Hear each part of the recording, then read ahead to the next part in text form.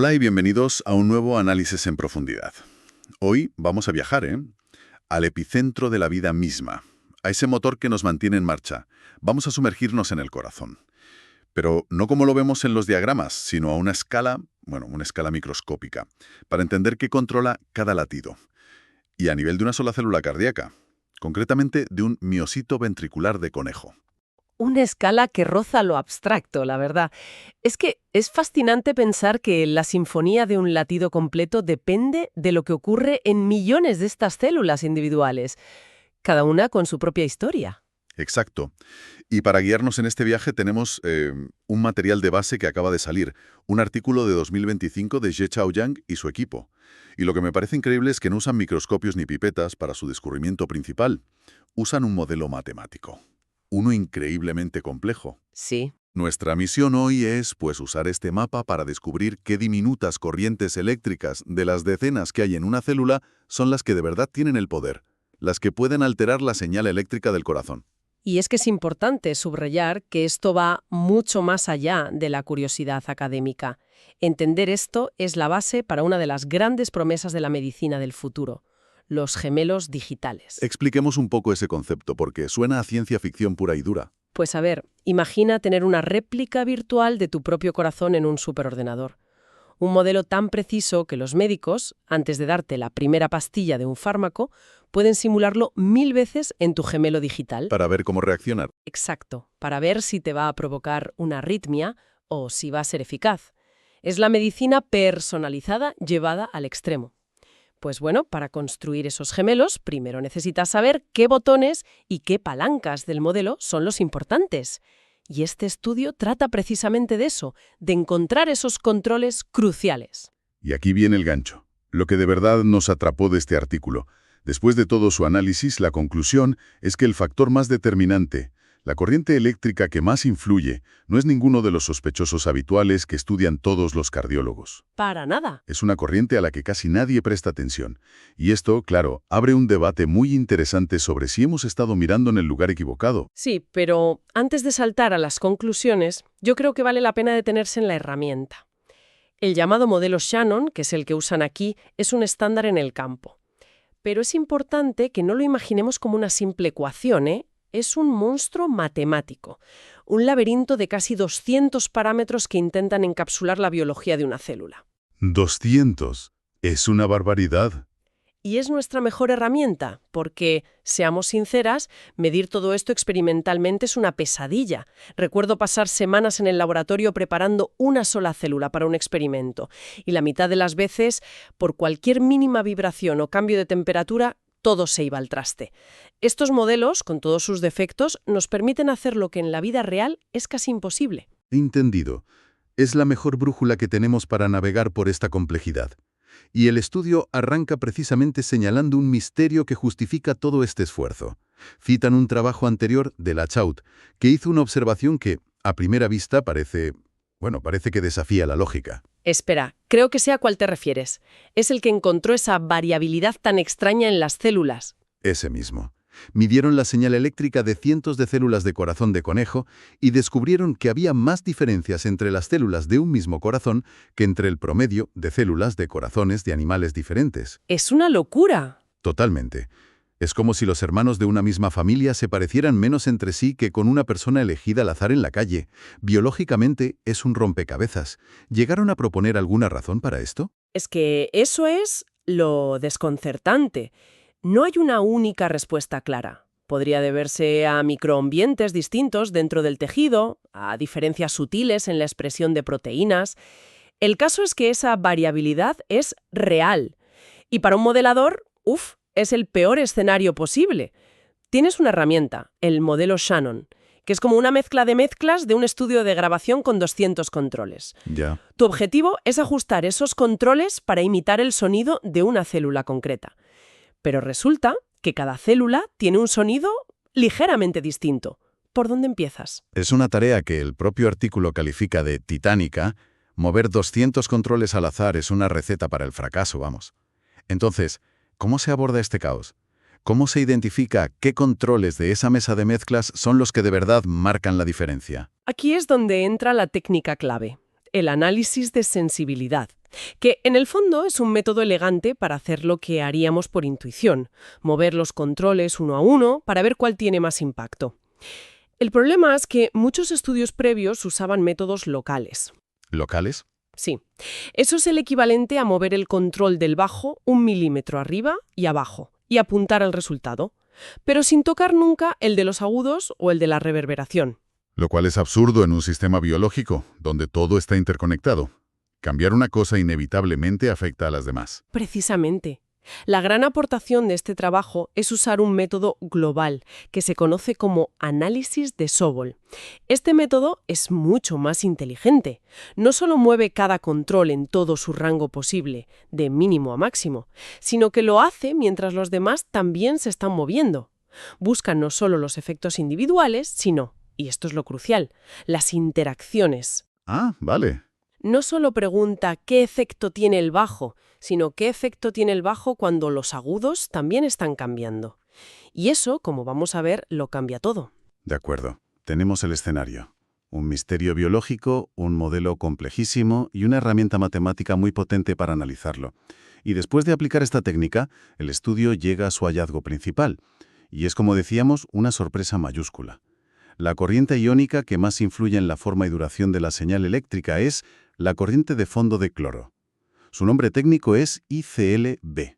Y hay que insistir en lo inesperado que es esto. En el panteón de las corrientes iónicas cardíacas, la ICLB es, siendo generosas, un dios menor. Cuando se habla de la repolarización, que es la fase en que la célula se resetea tras un latido, todo el mundo piensa en las grandes corrientes de potasio, en el calcio. En los sospechosos habituales. Exacto. El cloro de fondo se suele considerar ruido, un actor de reparto con una sola línea de diálogo. Es como si en una investigación para descubrir quién es el más fuerte de un grupo de superhéroes, el resultado no fuera ni Superman ni Hulk, sino un personaje secundario que apenas aparece en 2 viñetas. Inmediatamente te hace dudar. Exacto. Y como científica, mi primera reacción es el escepticismo. El hallazgo es llamativo, sí, y podría señalar un área de la fisiología que hemos subestimado. Pero, y es un pero del tamaño de un elefante, hay que mirar la letra pequeña del modelo que están usando. El modelo Shannon, en el que se basa todo, hace una simplificación muy importante. Asume que la concentración de cloro dentro de la célula es siempre constante. Vale, ¿y por qué es eso un problema tan grande? Porque la física y la biología no funcionan así. El flujo de iones a través de una membrana, o sea, la corriente, y la concentración de esos iones a cada lado están íntimamente ligados. Si de repente dejas entrar mucho cloro en la célula, su concentración interna debería aumentar. Y ese aumento, a su vez, reduciría las ganas de que siguiera entrando más cloro. Es un mecanismo de autorregulación. Un freno. Justo. Al fijar la concentración, el modelo elimina ese freno natural. Así que la pregunta es inevitable. ¿Es esta sensibilidad tan alta al cloro un descubrimiento biológico real o es un artefacto? ¿Una peculiaridad artificial que surge porque el modelo está, en cierto modo, roto en ese aspecto? Entiendo la crítica. Es muy potente y va al corazón del asunto. Podríamos estar persiguiendo un fantasma generado por el propio modelo. Sin embargo, creo que incluso en ese peor escenario, el hallazgo sigue siendo crucial. Por un lado, por una razón puramente práctica. El modelo Shannon es un estándar que usan cientos de laboratorios. Sí, eso es verdad. Este estudio es una llamada de atención para todos ellos, diciéndoles, cuidado, este parámetro que probablemente ignoráis tiene un poder desproporcionado en vuestros resultados. No podéis simplemente dejarlo con su valor por defecto. Es una advertencia metodológica de primer orden. De acuerdo, es útil para la comunidad de modeladores, sí. Pero no debemos confundir una corrección en el mapa con un descubrimiento sobre el territorio. El peligro es que ahora todo el mundo empiece a buscar fármacos que bloqueen el cloro, cuando el problema real podría estar en la interacción de otras corrientes que el modelo no captura bien. Es un riesgo real, pero hay un segundo punto que me hace pensar que hay algo más. El propio artículo menciona de pasada que otro estudio, usando un modelo diferente para un tipo de célula diferente, una célula de aurícula humana, encontró una sensibilidad similar a esta misma corriente de cloro. ¡Ah, sí! No me había fijado en ese detalle. Sí, el hecho de que otro grupo, con otro mapa, llegue a un punto parecido del territorio, sugiere que quizás no sea solo un error del mapa Shannon. Quizás, de verdad, esa corriente de fondo de cloro es más importante de lo que nunca hemos creído. y merece que volvamos al laboratorio a medirla con más cuidado. Que el hallazgo se replique en otro contexto ciertamente le da más peso. No me convence del todo, ¿eh? Sigo pensando que la simplificación de la concentración es un problema fundamental, pero admito que despierta la curiosidad. Como mínimo, justifica hacer el experimento real para zanjar la cuestión. Exacto. Bueno, dejando a un lado al sorprendente protagonista, el cloro, el análisis también sirve para confirmar el papel de los actores que sí esperábamos encontrar. Y esto es importante, porque valida que el modelo, en general, no está completamente desconectado de la realidad. Menciona, por ejemplo, las corrientes de potasio, como la IKR, la IKS y la IK1. Los clásicos. Sí. Si el potencial de acción es una montaña que la célula sube y baja, estas corrientes son los frenos, las que garantizan el descenso controlado para poder volver a empezar. Efectivamente. Y también destaca la corriente de calcio de tipo L, la IKL, que es la responsable de la fase de meseta. Esa parte casi plana en la cima del potencial que es tan característica del corazón y que permite que el músculo se contraiga con fuerza. Y el intercambiador sodio-calcio, el INAK. Es una lista que a cualquier electrofisiólogo le resultaría familiar y, bueno, reconfortante. Pero aquí es donde vuelve a brillar el método de análisis global que usaron, porque no se limita a darnos esta lista de los más importantes. Nos da algo mucho más profundo. Nos dice cómo son importantes. Ahí está la clave. Lo que de verdad me fascina del análisis de Sobol no es el ranking, es la cuantificación de las interacciones. El artículo pone un ejemplo brillante con la corriente lenta de potasio, la ICAS. Si miras su influencia por sí sola, lo que llaman el índice de primer orden, el valor es muy bajo. Es decir, si solo modificas esa corriente, el efecto global es modesto. Es un actor secundario según esa métrica. Exacto. Sin embargo, cuando miras su índice de efecto total, que mide no solo su influencia directa, sino también cómo afecta a todas las demás corrientes y cómo ellas le afectan a ella, su valor se dispara. Es uno de los parámetros más influyentes del modelo, pero casi toda su importancia viene de las interacciones. Necesito una analogía para entender eso bien. A ver, es como una orquesta sinfónica. El índice de primer orden es el solo de un músico. El violinista que toca la X, si le pides un solo, es bastante discreto, no impresiona. Los métodos de análisis antiguos, los locales, solo escuchaban los solos y concluían que este violinista no era importante. Ya, claro. Pero el índice de efecto total es su contribución a la armonía del conjunto. Y resulta que este violinista, aunque su solo sea mediocre, es absolutamente esencial para que la sección de cuerdas suene afinada, para que los vientos entren a tiempo. Su verdadera importancia solo se revela en el contexto de la orquesta completa. Un momento, déjame procesar esto. Eso cambia por completo la forma de pensar en la seguridad de los fármacos. Me pregunto cuántos medicamentos se han descartado o aprobado sin entender estas interacciones ocultas. Un fármaco podría estar diseñado para actuar sobre esa corriente IKS y al probarlo de forma aislada parecería tener un efecto muy pequeño e inocuo.